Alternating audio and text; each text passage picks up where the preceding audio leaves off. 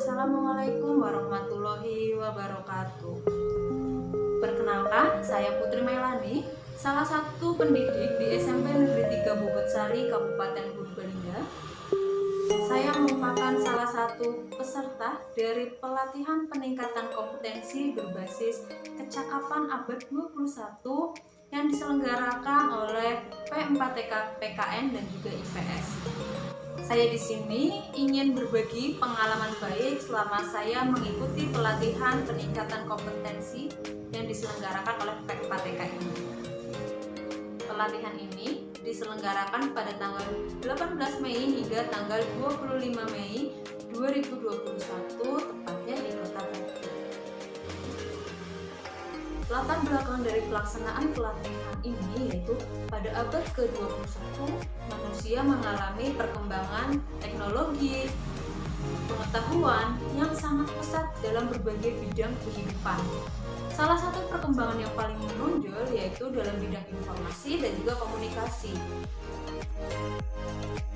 Pada abad ke-21 dibutuhkan persiapan yang matang, baik itu konsep maupun penerapan untuk membentuk sumber daya manusia yang unggul, memiliki kecakapan sesuai dengan tuntutan keadaan. Hal ini tentu saja tidak terlepas dari bagaimana pelaksanaan pendidikan pada abad ke-21. Pendidikan pada abad ke-21 merupakan pendidikan yang mengintegrasikan antara kecakapan pengetahuan, keterampilan, sikap, serta penguasaan terhadap teknologi, informasi, dan komunikasi. Kecakapan tersebut dapat dikembangkan melalui berbagai metode kegiatan pembelajaran yang berbasis kepada aktivitas yang sesuai dengan karakteristik kompetensi dan juga materi pembelajaran. Dulu, pada abad ke-21 ditantang untuk melakukan akselerasi terhadap perkembangan informasi dan komunikasi. Konsekuensinya, guru itu dituntut untuk mengembangkan pendekatan dan strategi pembelajaran yang sesuai dengan perkembangan lingkungannya. Berdasarkan permasalahan tersebut, maka perlu dicarikan jalan keluar agar mutu pendidikan nasional menjadi semakin baik. Cara yang bisa dilakukan adalah dengan melakukan peningkatan kompetensi guru. Sehingga P4TK PKN dan juga IPS sebagai salah satu UPT Kementerian Pendidikan dan Kebudayaan memiliki kewajiban untuk melakukan pengembangan dan pemberdayaan pendidikan. Dalam hal ini, guru merasa perlu untuk membuat suatu kegiatan untuk meningkatkan kompetensi gurunya dalam pembelajaran abad 21. Atas dasar inilah, maka P4TK PKN dan IPS menyelenggarakan kegiatan pelatihan peningkatan kompetensi berbasis kecakapan abad 21 angkatan 1. Berikut tadi adalah latar belakang dari pelaksanaan pelatihan peningkatan kompetensi berbasis kecakapan abad 21. Yang selanjutnya saya akan berbagi praktik baik kepada Bapak Ibu semuanya berdasarkan pengalaman yang saya dapatkan selama proses pelatihan di P4TK. Sebetulnya sangat banyak sekali pengalaman ilmu-ilmu yang saya dapatkan, tetapi karena keterbatasan waktu sehingga saya hanya memilih beberapa pengalaman yang bisa saya bagikan ke Bapak Ibu di kesempatan kali ini.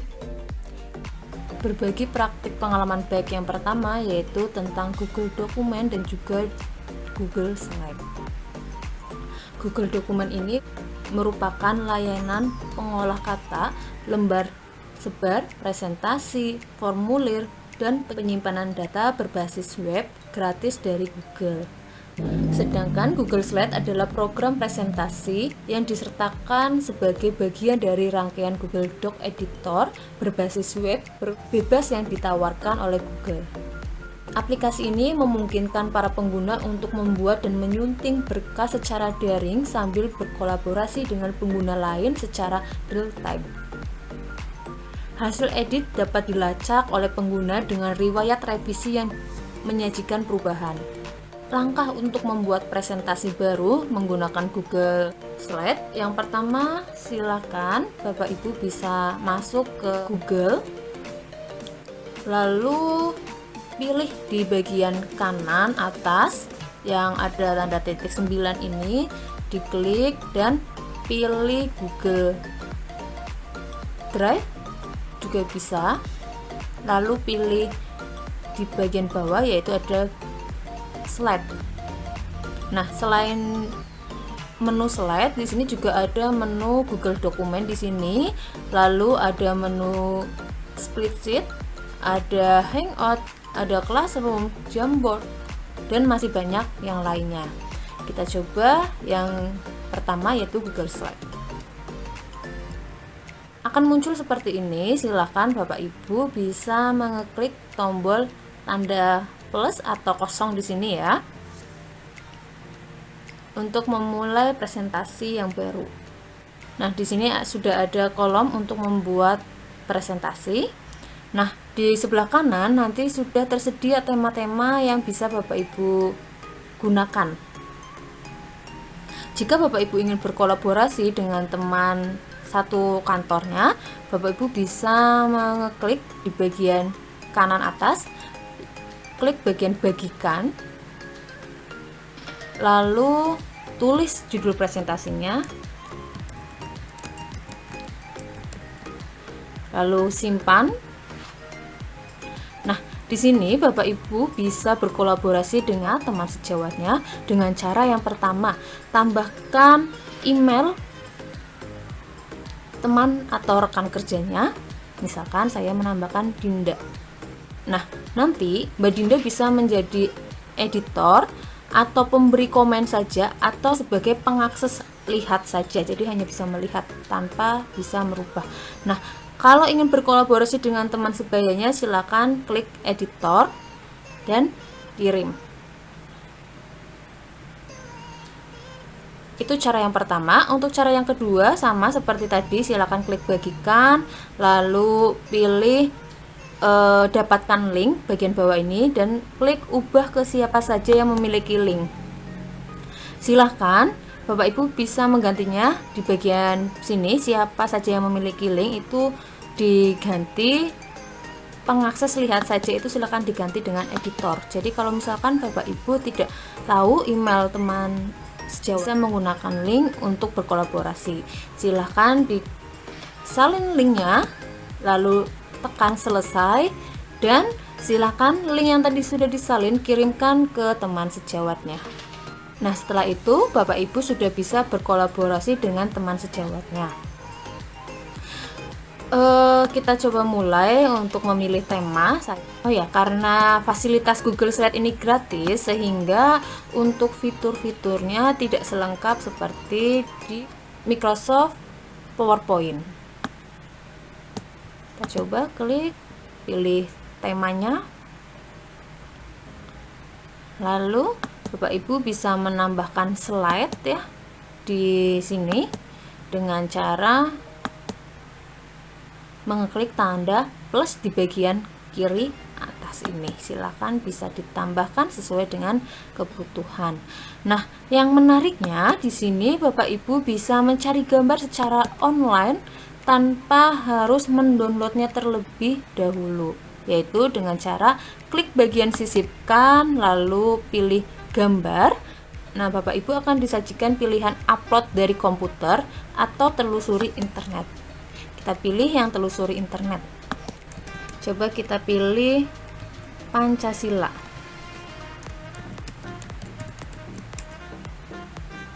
Nah, di sini Bapak Ibu sudah bisa menemukan yang Bapak Ibu butuhkan, tinggal Bapak Ibu klik sesuai kebutuhan, lalu klik bagian bawah sisipkan, lalu kita tunggu, akan muncul di sini. Kita bisa mengecilkannya. Untuk penggunaan secara keseluruhannya hampir sama seperti menggunakan Microsoft PowerPoint.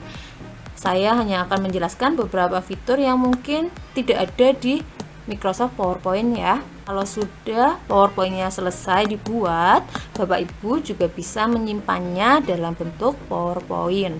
Caranya klik di menu file, lalu pilih download, dan silakan Bapak Ibu bisa download sesuai kebutuhan, bisa dalam bentuk Microsoft PowerPoint, dokumen ODP, dokumen PDF, dan lain sebagainya. Itu sekilas tentang Google Slide. Untuk cara membuat Google Dokumen agar Bapak Ibu bisa berkolaborasi dengan teman sejawatnya, langkah-langkahnya juga sama seperti membuat Google Slide. Silahkan klik tanda titik 9 di bagian atas, lalu pilih dokumen, dan Bapak Ibu silahkan bisa klik tanda plus ini atau yang bertulisan kosong, atau Bapak Ibu juga bisa memilih template yang lainnya sesuai dengan kebutuhan yang Bapak Ibu butuhkan.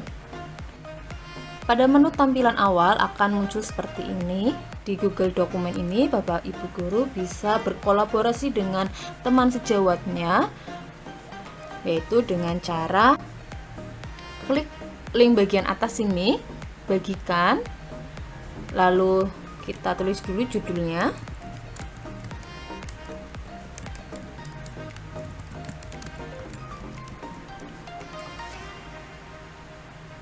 Nah, silakan tambahkan teman yang akan Bapak Ibu kirimkan. Saya pilih di sini ada Mbak Dinda. Lalu kita pilih apakah Mbak Dinda akan sebagai editor atau hanya melihat saja. Karena saya ingin berkolaborasi, maka saya pilih editor, lalu kirim. Nah, itu cara yang pertama. Untuk cara yang kedua bisa kita rubah di sini. Kita akan kirim dengan link, lalu siapa yang memiliki link itu akan bisa mengedit file yang saya punya. Saya klik selesai.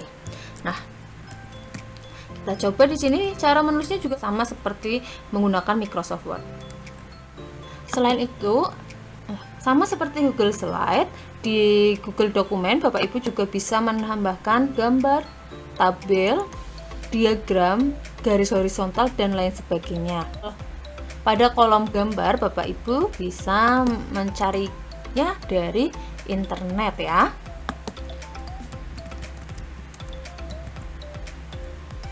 Coba kita lihat.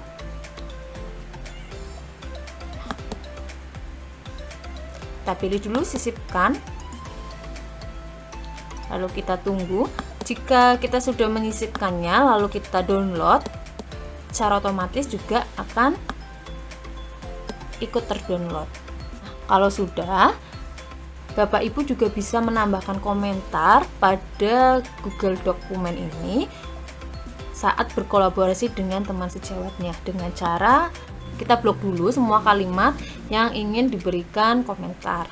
Lalu setelah itu tekan tanda plus, tambahkan komentar ini, dan silakan Bapak Ibu tuliskan. Misalkan saya beri komentar seperti ini.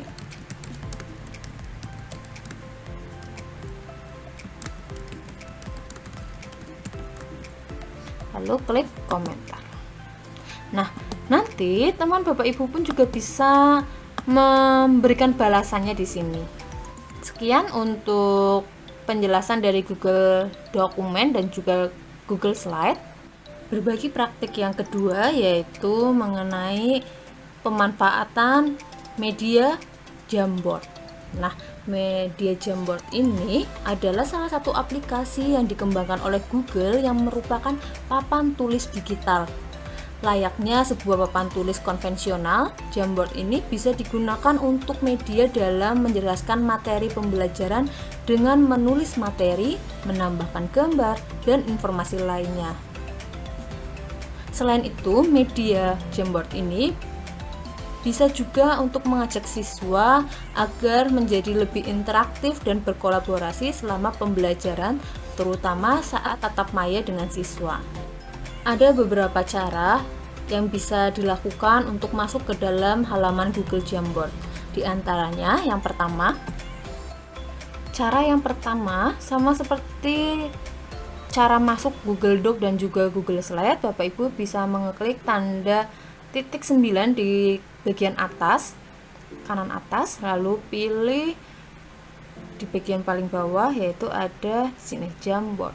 Nah, silakan diklik, lalu akan muncul tampilan layar seperti ini. Untuk menambahkan papan tulis digital, Bapak Ibu bisa mengeklik tanda plus di bagian kanan bawah. Di sini ada beberapa tool yang sangat menarik yang bisa Bapak Ibu gunakan, yaitu ada pena, ada push, lalu ada bagian kursor pilih, lalu sticky note, lalu Bapak Ibu juga bisa menambahkan gambar. Nah, di sini Bapak Ibu bisa mengupload dari komputer atau mencari gambar dari Google. Lalu ada lagi tombol lingkaran, tombol kotak teks, dan laser. Kita coba satu-satu. Nah, seperti ini untuk laser. Lalu untuk tombol kotak, nah di sini kita bisa menuliskan yang ingin kita sampaikan. Nah, kita juga bisa memperlebar seperti ini. Lalu ada tambahkan gambar. Lalu kita coba yang tombol sticky note. Nah, silakan Bapak Ibu bisa memilih warnanya ya. Kita coba. Di sini kita menuliskan terlebih dahulu apa yang akan kita sampaikan. Nah, lalu klik simpan. Nah, di sini kita bisa memperlebarkan atau memperkecil atau merubah, memiringkan tulisan ini sticky note-nya. Kita taruh misalkan di atas sini. Lalu yang ini kita taruh di bagian sini. Kita coba tombol paling atas yaitu pena. Ada pilihan pena, stabilo, dan kuas. Kita pilih yang pena ya. Kita pilih warna kuning. Nah, silahkan Bapak Ibu bisa langsung menuliskannya di sini.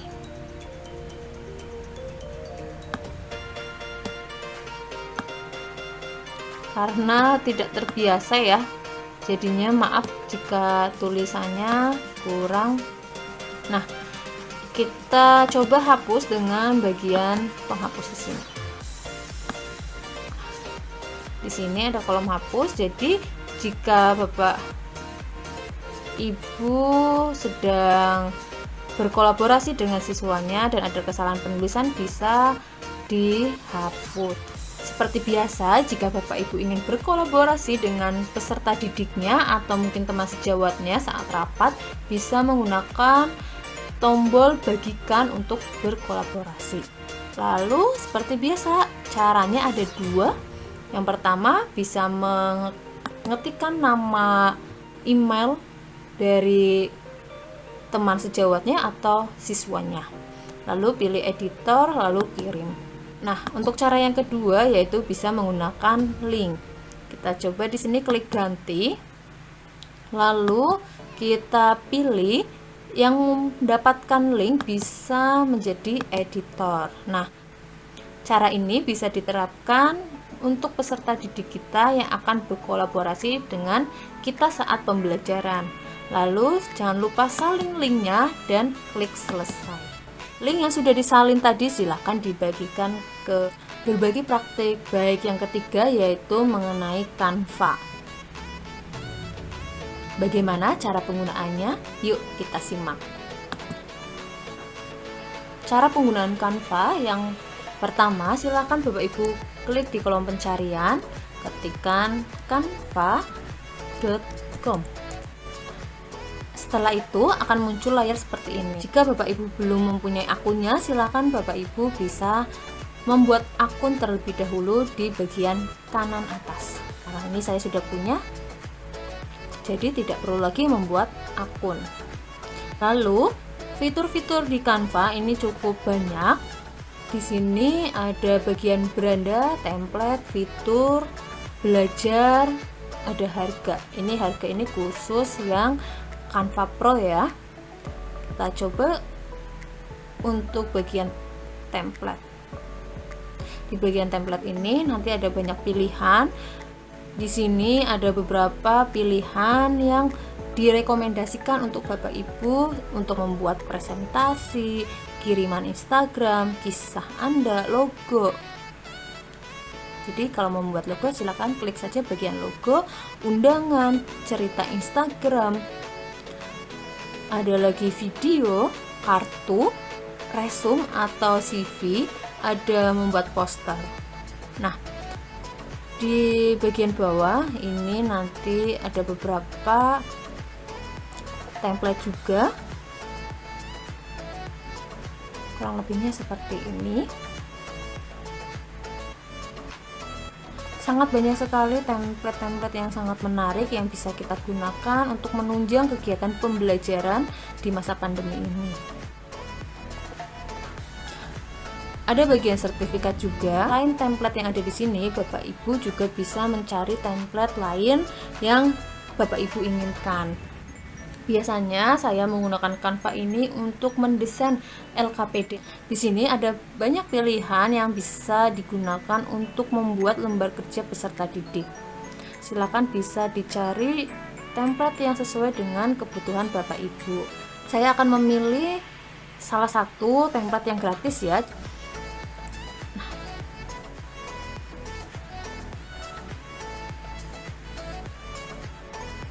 Nah, silakan jika sudah muncul bagian seperti ini, Bapak Ibu bisa mengeditnya sesuai kebutuhan.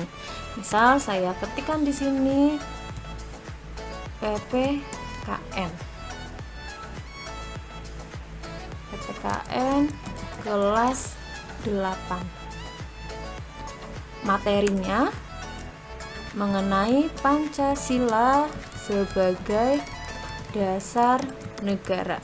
Nah, nanti Bapak Ibu bisa menuliskan soal-soalnya di nomor 1, 2, 3, 4 seperti itu. Nanti di kolom sini silakan bisa diganti dengan nama dan nomor absen seperti itu. Nah, nanti ada beberapa fitur tambahan yang sangat memudahkan kita dalam mendesain. Yang pertama ada elemen. Coba kita klik.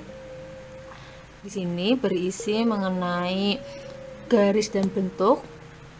Nanti silakan Bapak Ibu bisa memilihnya sesuai kebutuhan. Ada vis, ada foto, video, dan lain sebagainya. Nanti bisa Bapak Ibu pilih sesuai dengan kebutuhan yang diinginkan. Misal saya pilih di sini bagian foto. Oke, karena saya tertarik di bagian rekomendasi ajaib, saya bisa klik yang semua, lihat semua. Lalu saya pilih yang ini. Nah, ini untuk mempercantik desain yang sudah kita buat tadi. Kita juga bisa merubahnya, memiringkan atau meluruskan dan lain sebagainya sesuai keinginan kita untuk mendesain. Yang selanjutnya yaitu kolom unggah. Kolom unggah ini kita bisa menambahkan foto yang berada di komputer kita. Tinggal klik unggah. Di sini sudah ada beberapa foto yang saya miliki. Saya akan memilih salah satu di antaranya, misalkan ini ya. Kita klik, lalu akan muncul di layar desain kita. Kita perkecil tulisannya sesuai kebutuhan. Nah, kita bisa juga menghapus desain yang sudah ada di sini. Misalkan di gambar ini saya akan menghapusnya dan menggantikannya dengan desain yang lain. Nah, seperti ini. Nah, kolom teks itu adalah kolom di mana kita bisa menambahkan tulisan di desain yang sudah kita miliki. Misalkan saya pilih teks, tambahkan subjudul.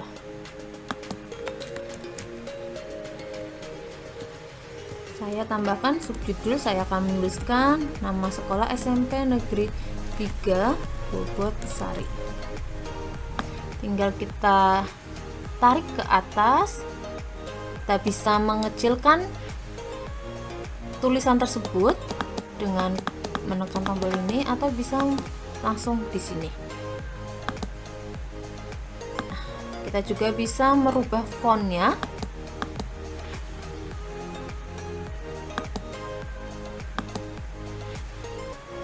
Nah, font sudah berubah, atau merubah warnanya juga bisa sesuai dengan kebutuhan. Lalu bisa mengatur jarak huruf dan jarak baris seperti ini, lalu memberikan efek.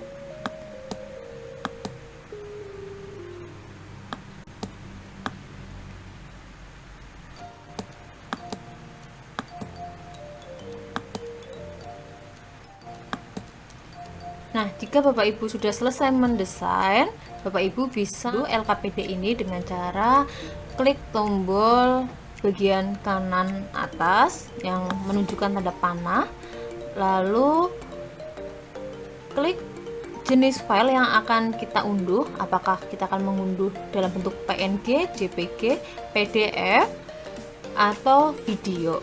Nah, di sini disarankan dalam bentuk PDF, atau kita bisa merubahnya juga bisa dengan bentuk PNG. Lalu klik unduh. Nah, muncul layar seperti ini, artinya sudah terunduh. Silahkan klik silang, lalu lihat di bagian kiri bawah file yang sudah kita unduh. Nah, ini bentuk file yang sudah kita unduh. Nah, jika Bapak Ibu ingin berkolaborasi dengan teman sejawatnya, bisa mengeklik bagian atas kanan di tombol bagikan, lalu bisa menyalin tautan.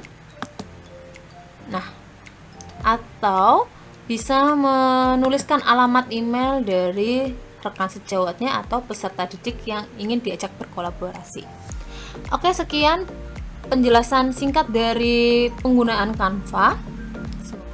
Berikut tadi adalah berbagi praktik baik yang saya peroleh selama mengikuti pelatihan Peningkom berbasis kecakapan abad 21. Selain ketiga media pembelajaran interaktif yang saya jelaskan tadi, sebetulnya masih banyak media dan metode yang saya peroleh selama mengikuti pelatihan. Jika Bapak Ibu tertarik dengan salah satu video, atau bisa tuliskan di kolom komentar. Kesan dan pesan saya yaitu cobalah untuk tidak menjadi seorang yang sukses, melainkan mari kita mencoba untuk menjadi orang yang berharga. Berharga untuk diri sendiri, berharga untuk orang di sekitar kita. Bapak Ibu semuanya bisa menuliskan di kolom komentar apa saja media pembelajaran atau metode pembelajaran yang selama ini Bapak Ibu gunakan selama proses pembelajaran daring. Harapannya dengan Bapak Ibu menuliskan komentar di bawah bisa menambah pengalaman baik untuk kita semuanya. Terima kasih, sampai bertemu di video berbagi pengalaman baik yang lainnya.